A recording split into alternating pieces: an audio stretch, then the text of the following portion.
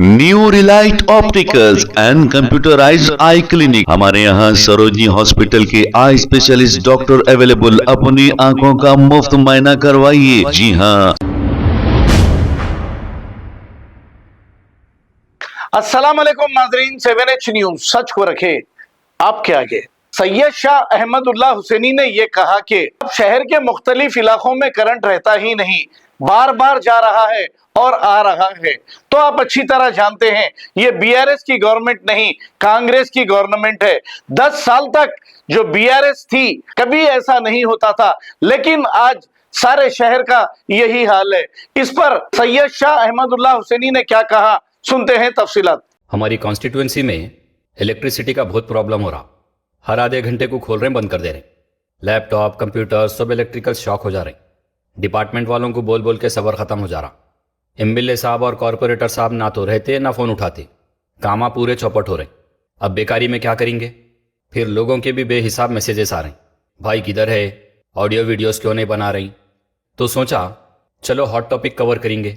Jubilee hills by election चल रहा, जरा आईना दिखा के एहसास कराएंगे।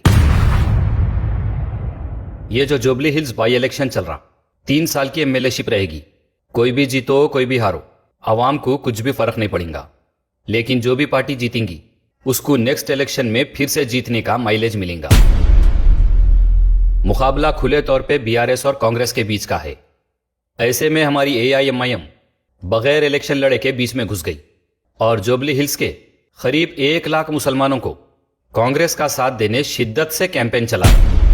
चलिए बहुत अच्छी बात है, एआईएमआईएम वाले कांग्रेस का साथ दे रहे, हमें तो कोई एतराज नहीं है। देखिए ये एआईएमआईएम का अपना खुद का फैसला है, जो चाहे वो लोग कर सकते।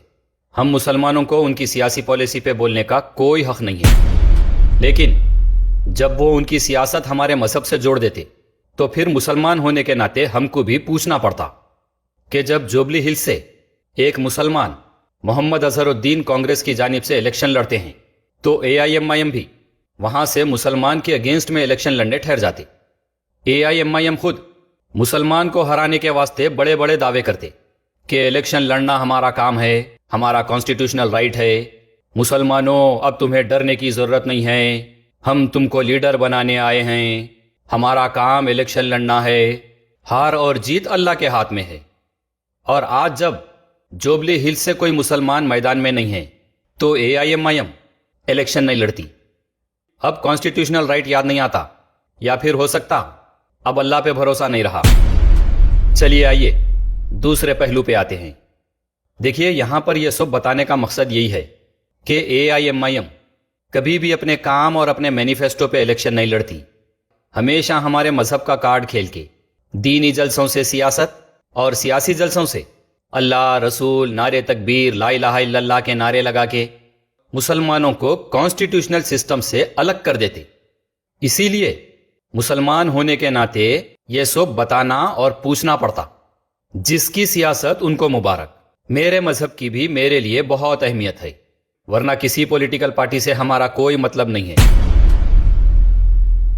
आप लोग जरा गौर करिए, अगर मैं कहूं कि एआईएमआईएम खुद मोहतरम अब्दुल वाहिद अवैसी साहब को जेल में डालने वालों के लिए काम कर रही, एआईएमआईएम खुद मोहतरम सुल्तान सलाउद्दीन अवैसी साहब को 10 मरतबा जेल में डालने वालों के लिए काम कर रही, एआईएमआईएम खुद नखीब मिल्लत असदुद्दीन अवैसी साहब को जेल में डालने वालों के लिए काम कर रही, एआईएमआईएम खुद हबीब मिल्लत अकबरुद्दीन अवैसी साहब को जेल में डालने वालों के लिए काम कर रही। एआईएमआईएम, उनके एमएलएस, उनके एमएलसीस, उनके कॉरपोरेटर्स, उनके वर्कर्स, ये सब खुद अकबरुद्दीन अवैसी साहब को जेल में सूखे रोटियां खिलाने और उनके बीवी बच्चों को दवाखाने में ढकल के गिराने वालों के लिए काम कर रही। एआईएमआईएम खुद बीजेपी की बी टीम बनकर काम कर रही, आरएसएस के अंडर में बीजेपी और विश्व हिंदू परिषद के लिए मोहन भगवत की हिदायत पर काम कर रही। एआईएमआईएम खुद दाढ़ी टोपी वालों से नफरत करने वालों के लिए काम कर रही। तो यह सब सुन के आप लोग क्या कहेंगे? थोड़ा पॉज लेता हूं, जरा सोचिए।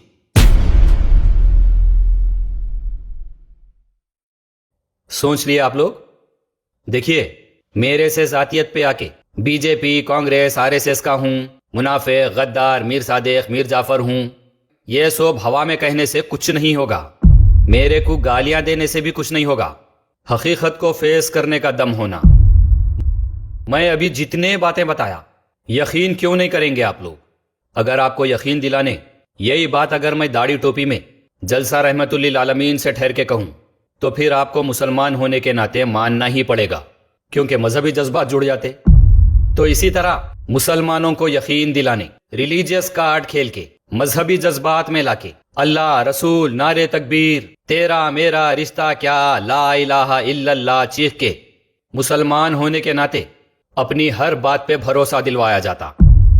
तो लीजिए पेश है, यह सब मैं नहीं कह रहा हूं, खुद मुसलमानों की क़यादत का दावा करने वाले मुसलमानों से कह रहे हैं। मुलाहिजा फरमाइए। कांग्रेस पार्टी में दमखम नहीं रहा। अब कांग्रेस पार्टी में दमखम नहीं रहा। अब कांग्रेस पार्टी नहीं आने वाली है, याद रखो मेरी इस बात को आप। बल्कि जितना जल्दी कांग्रेस पार्टी खत्म हो जाए वो भारत के लोकतंत्र के लिए बहुत अच्छा होगा। जितना जल्दी कांग्रेस पार्टी खत्म हो जाए भारत के लोकतंत्र के लिए अच्छा है। तो फिर कांग्रेस के लिए काम करना क्यों शुरू किए? अब कैसा होगा लोकतंत्र का? मुसलमानों को आप एक तरफ अपनी तकरीरों में कांग्रेस पार्टी से गुमराह क्यों किए और दूसरी तरफ खुद उनके लिए काम कर रहे हैं? मैं मुनाफिकत, गद्दारी, मीर सादिक, मीर जाफर, यजीदियत, लिफाफों जैसे अल्फाज इस्तेमाल करके इल्ज़ाम नहीं लगाऊंगा, बहुतान तराशी नहीं करूंगा, लेकिन मुसलमान होने के नाते, हुसैनी होने के नाते जरूर पूछूंगा कि मुसलमानों के साथ ये धोखा क्यों? मुसलमानों के साथ ये डुअल नेचर पॉलिसी क्यों? आइए सवाल करते हुए आगे बढ़ते हैं। आरएसएस अन्ना, ये आरएसएस से अपनी जिंदगी शुरू किए और इसी में उसकी जिंदगी, सियासी जिंदगी का उनका खत्म करेंगे। उन आरएसएस को छोड़ने वाले नहीं हैं। आज कांग्रेस का जो हैदराबाद में हेडक्वार्टर है गांधी भवन, उसको मोहन भगवत कंट्रोल कर रहे हैं। जब आप मुसलमानों को बताए, मुसलमान आप पर भरोसा करे, गांधी भवन को मोहन भगवत कंट्रोल कर रहे हैं, तो आज क्या आप इनके इलेक्शन का काम करके आरएसएस का काम कर रहे हैं? क्या आप मोहन भगवत के कंट्रोल में ये सब कर रहे हैं? तो ये आरएसएस का आदमी था, आरएसएस का आदमी रहेगा और ये नफरत करता है। मैं पहले भी कहा हूं कि नफरत करता है जिसके चेहरे पे दाढ़ी है, सर पे टोपी है। जिसके सर पर टोपी है और जिसे दाढ़ी है, यानी दाढ़ी और टोपी दीन इस्लाम की निशानी और अमानत है। और अगर कोई दाढ़ी और टोपी से नफरत करता है, कि सीधी सी बात है कि दीन इस्लाम से नफरत करता है, तो क्या आप दीन इस्लाम से नफरत करने वालों का साथ दे रहे हैं? बताइए मुसलमानों को। 1999 में आपको याद होगा जब मरहूम सैयद सज्जाद असेंबली का इलेक्शन लड़े, ये कांग्रेस का सदर किशन रेड्डी के साथ काम कर रहा था बीजेपी के लिए। मैं देखा अपनी आंखों से इसको देखा मैंने। जहां पर ये गुड्डी मलकापुर की मार्केट उस वक्त का इलाका कारवान में था, वहां पर फिर रहा था किशन रेड्डी के साथ।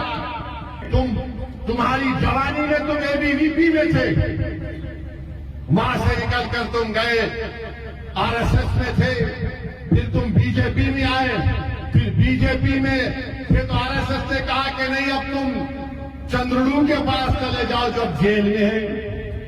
तो चंद्रड़ू के पास गए, जब चंद्रड़ू का मामला खत्म हुआ तो कूद गए कांग्रेस में। तो कांग्रेस ऐसे लोगों को लेती है जो आरएसएस की जबान में बोलते हैं। जब आपको मालूम है, जब सरे आम आप मुसलमानों को बता रही कि वो बंदा बीजेपी का है, आरएसएस के इशारे पे काम कर रहा, तो क्या आज आप उसी बंदे के अंडर में आरएसएस के इशारे पे काम कर रही? अगर आप सही है तो बताइए मुसलमानों को, क्योंकि आप ये बातें मुसलमानों को जलसा रहमतुल्लिल आलमीन से बताते, मीलादुन नबी से बताते, रसूल अकरम सल्लल्लाहु अलैहि वसल्लम की पैदाइश के मौके का इस्तेमाल करके बताते, मुसलमानों के मजहब का इस्तेमाल करके बताते, तो मुसलमानों को यह सब पूछना जरूरी हो जाता। अगर आप सही है तो आप बताइए कि क्या आज आप मुसलमानों को आरएसएस की गोद में डालकर बीजेपी और आरएसएस को मजबूत कर रही? मैं आपको बाखबर कर रहा हूं, मैं आपको समझा रहा हूं और बोल रहा हूं। ये जो कांग्रेस पार्टी का सदर है, इसको आज से एक नया नाम दे रहा हूं, इसका नाम आरएसएस अन्ना है। ये इसका नाम सुनिए, आरएसएस अन्ना है। और इन्होंने अभी ऐलान किया है कि शहर हैदराबाद में एक नया शहर बनाएंगे, हैदराबाद डिक्लेरेशन करेंगे। और मुझे पूरा यकीन है कि जो शख्स आरएसएस से आया है वो हमारे इस इलाके को वीरान करना चाहता है। देखिए, आप दाढ़ी टोपी में मुसलमानों को समझाए, आप मुसलमानों के बड़े बनके, नखीब मिल्लत, मुसलमानों के कायदे आजम बनके मुसलमानों को बाखबर किए, पूरा यकीन दिलाए, तो मुसलमान आपको अपना मानकर आप पर यकीन कर लिए। लेकिन आज देखिए, आप खुद मुसलमानों के यकीन को चुकनाचूर कर दिए, मुसलमानों के भरोसे को तोड़ दिए। क्या आज आप हमारे शहर को वीरान करने आरएसएस का साथ दे रही? जवाब दीजिए मुसलमानों को। मैं आपसे भी कहूंगा कि अब कांग्रेस में दम नहीं है मेरे भाई, अब कांग्रेस में दम नहीं है, अब कांग्रेस में कुछ भी नहीं हो सकता इनका। अब कांग्रेस को अगर दुनिया के सबसे बड़े हकीम साहब के पास भी जाकर बोलेंगे हकीम साहब एक पेशेंट है, हकीम साहब पूछेंगे पेशेंट को क्या हुआ, तो आप बोलेंगे पेशेंट बहुत कमजोर हो गया। हकीम साहब बोलेंगे पेशेंट का नाम, तो आप बोलेंगे कांग्रेस। हकीम साहब बोलेंगे बेटा मेरे पास उसके लिए कोई दवा नहीं है, आप कांग्रेस को नहीं उठा सकते। आप एक तरफ कांग्रेस में दम नहीं है बोल के मुसलमानों को बीजेपी से टकराने वाली वाहिद इतनी बड़ी नेशनल पार्टी से अलग कर दिए, बीजेपी के आगे मुसलमानों का दम खम कम कर दिए, मुसलमानों को कांग्रेस से अलग करके कमजोर करके पेशेंट बना दिए। और दूसरी तरफ आप खुद हकीम साहब बन के कांग्रेस को उठा रही, तो ये मुसलमानों को आप धोखा क्यों दे रही? देखिए, अगर आप हजरत अल्लाह रसूल, नारे तकबीर, ला इलाहा इल्लल्लाह, मिलादुन नबी के जलसे रहमतुल्लिल आलमीन का अपनी सियासत के लिए इस्तेमाल नहीं करते, तो वल्लाही हम आपसे नहीं पूछते थे, सवाल नहीं करते थे। आप आपकी सियासत के लिए हमारे दीन को इस्तेमाल कर रही, हमारे मजहब को इस्तेमाल कर रही, इसलिए मुसलमान होने के नाते हम पूछ रहे, आपकी सियासी पॉलिसी आपको मुबारक, लेकिन हमारे मजहब का इस्तेमाल करके मुसलमानों को दीनी स्टेज से इस तरह गुमराह किया जाएगा, तो फिर पूछना लाजिम है कि आप हजरात हमारे मजहब को क्या समझते, हम मुसलमानों को आखिर क्या समझते? आप लोग, आपको जो भैंस पसंद आई, आप उसके गोबर को भी गाजर का हलवा बोल के मुसलमानों के सामने पेश करते। जिस दिन वही भैंस आपको दूध देना बंद कर दी, आप अल्लाह रसूल के नाम पे मुसलमानों को उसका दूध जहर है बोल के यकीन दिलाते। यह मुसलमानों को धोखा क्यों दिया जा रहा? आखिर बताइए आप मुसलमानों को, क्या सही है क्या गलत है? अगर ये हमारे डाउट्स है तो क्लियर कीजिए, क्योंकि यह सब कॉमन पब्लिक प्लेटफॉर्म पे होता, इसीलिए हमारा सवाल भी कॉमन पब्लिक प्लेटफॉर्म पे है। आइए मजीद मुलाहिजा फरमाइए। आरएसएस के टिल्लू को भूल गया, एक और रेड्डी आया था अकबर से टकराने के लिए, और आखिरी किरण बन के नहीं, तेरा भी हशर वैसे ही होगा। और मेरी पेशेंट गोई को लिख लो, कांग्रेस के एमएलए को लेकर बीजेपी में बहुत जल्द चले जाएगा ये आरएसएस का टिल्लू। बहुत होना बाकी है, तुम्हारे दामन के तार मैं छूलूंगा।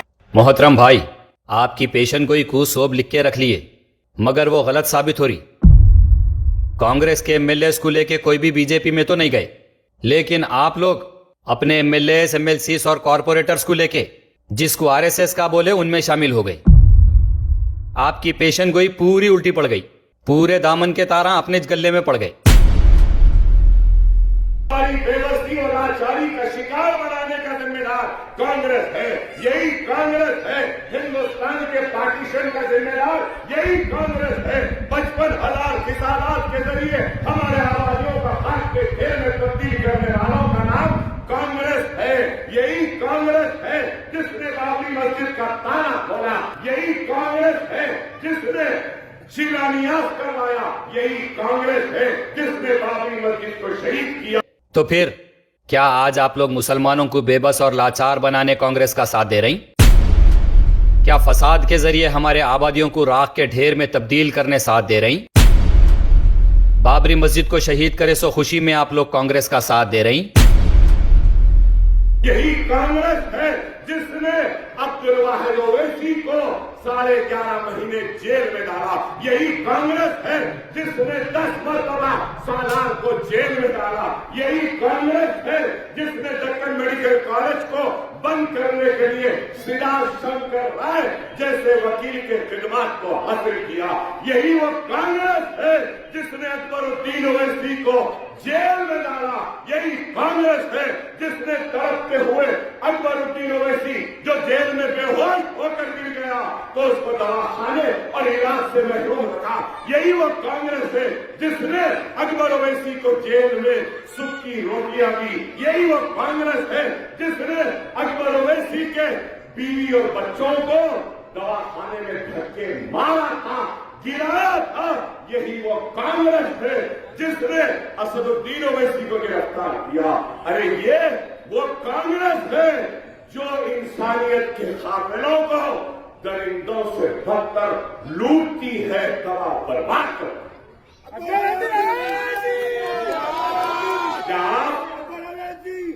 क्या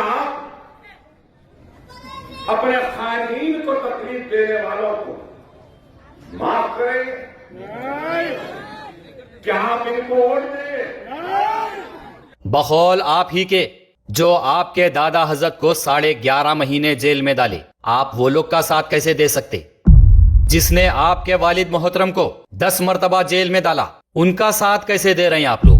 जिसने मुसलमानों के तालीमी इदारे दक्कन मेडिकल कॉलेज को बंद करने की साजिश की, जिसने आपको जेल में डाला, सूखी रोटियां खिलाए आपको, जिसने आपको तड़पता हुआ देखकर भी आप बेहोश हो गए तो भी आपको इलाज से महरूम रखे, जिसने आपके बीवी बच्चों को दवाखाने में धक्के मार कर गिराया था, जिसने सदर मोहतरम आली जनाब असदुद्दीन अवैसी साहब खिबला को जेल में डाला था,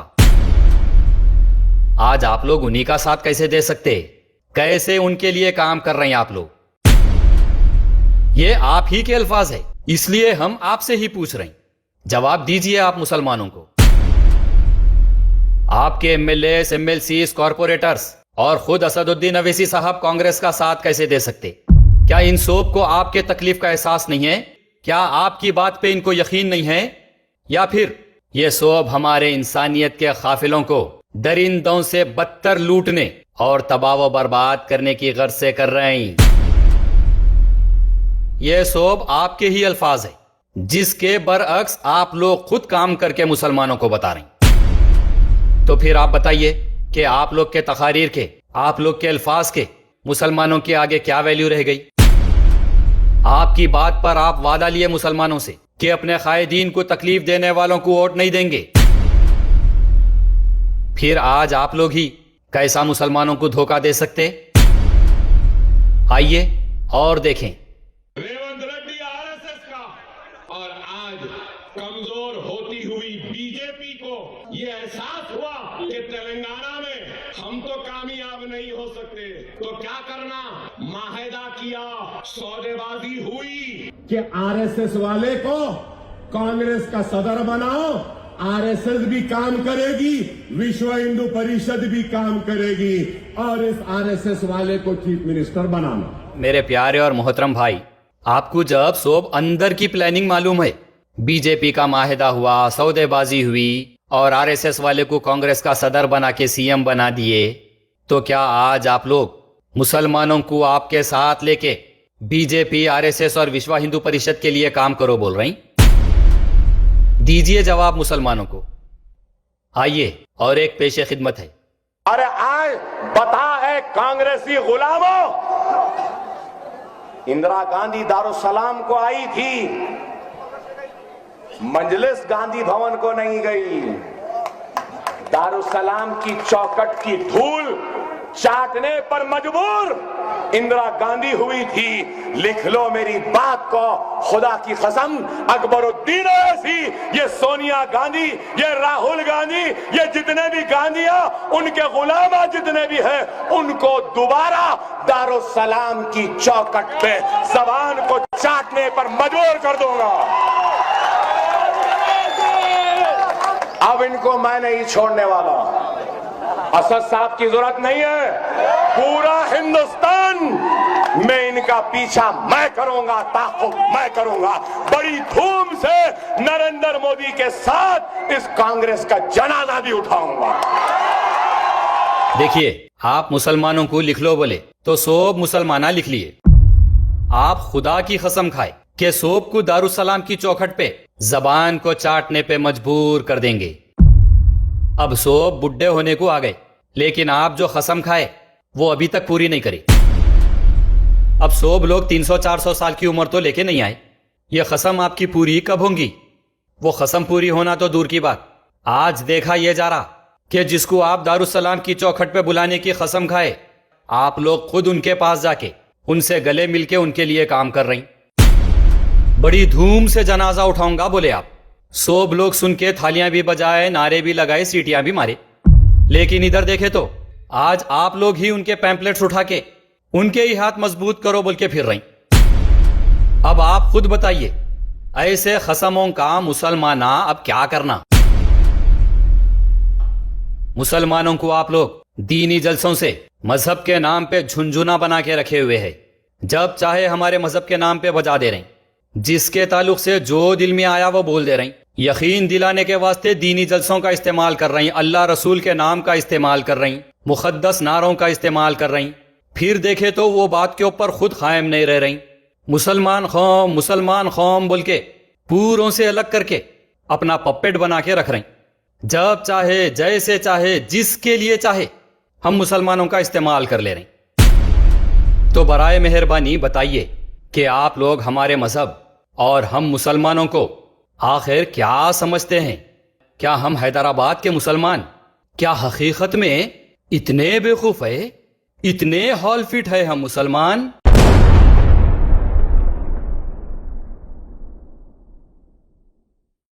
new Relight opticals and computerised I clinic. हमारे यहाँ सरोजनी हॉस्पिटल के आई स्पेशलिस्ट डॉक्टर अवेलेबल। अपनी आंखों का मुफ्त मायना करवाइए। जी हाँ, sunglasses 99 onward, any number glasses from 250 onward, contact lenses any colour ₹99 onward. जो हजरात 60 साल की उम्र से ज्यादा है, हज और उम्रा जाना चाहते हैं, उनके लिए बिल्कुल free number glasses, free home delivery और free eye checkup. New relight optical, Talab Katta, main road, opposite to Baba Bahauddin Dargah. Mobile 9848392127। खबर है शहर की, खबर है गाँव की, खबर है सारी दुनिया की। 7H न्यूज पसंद आए तो लाइक कीजिए, शेयर कीजिए और सब्सक्राइब करना ना भूलें। 7H news.